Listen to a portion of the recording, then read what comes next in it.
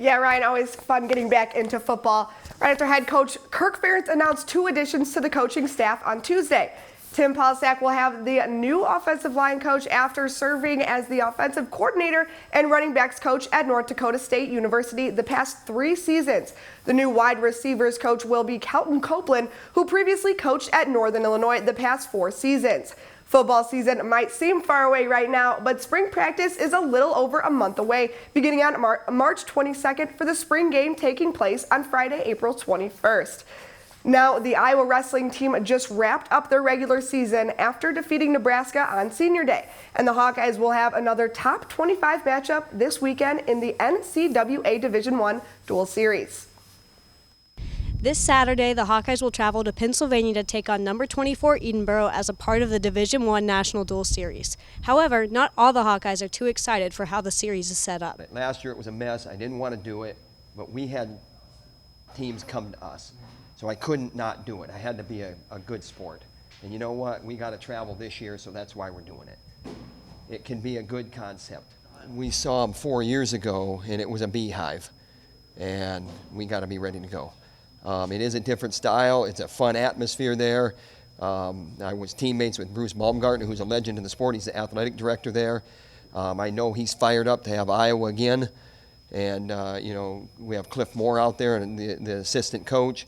Right-hand man to Tim Flynn, and Cliff Moore was a Hawkeye alum, national champion. So they're going to have their team ready.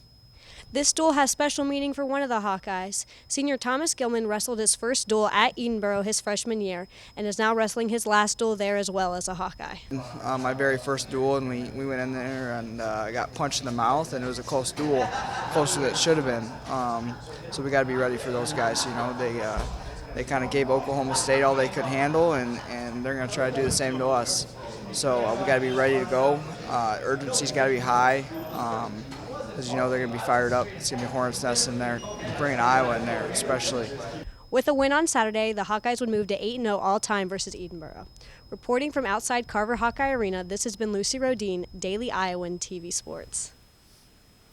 You can watch the duel live Saturday at 6 p.m. on FlowWrestling.com. The men's track and field team are now ranked number 16 in the U.S. Track and Field and Cross Country Association National Team Computer Rankings.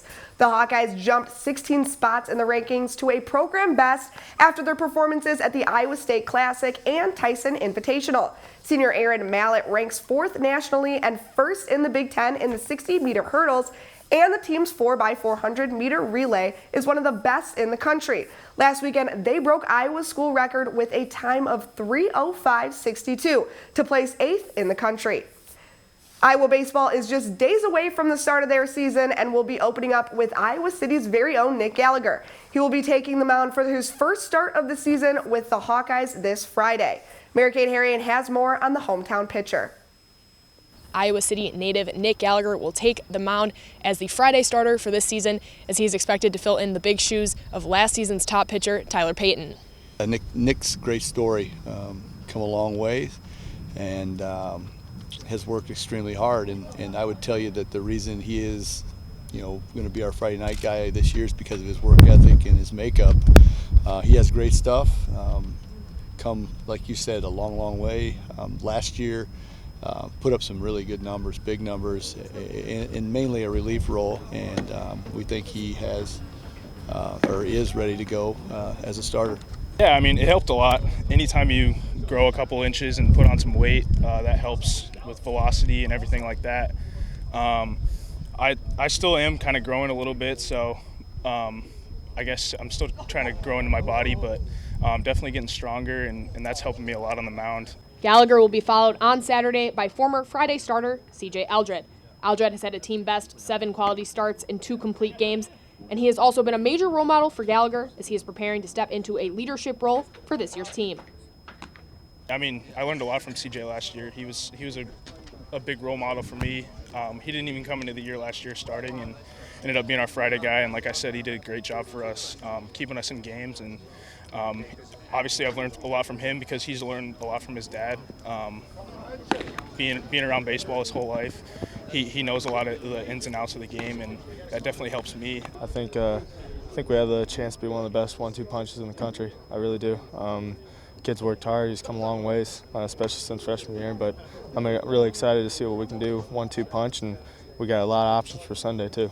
Gallagher will take the mound this upcoming Friday for his first start this season as the Hawks take on South Florida in Tampa. Reporting from Dwayne Banks Field, this has been Mary Kate Harrion for Daily Iowan TV Sports. It will definitely be very interesting to see how this weekend goes for the Hawks as they added 18 new players this season. So tune in on Monday for updates on the results and also on how Gallagher's first start of the season went. Tune in tomorrow for an update on the women's basketball team and a preview of their game tomorrow. We will also introduce you to a new addition to the baseball team. Ryan, back to you.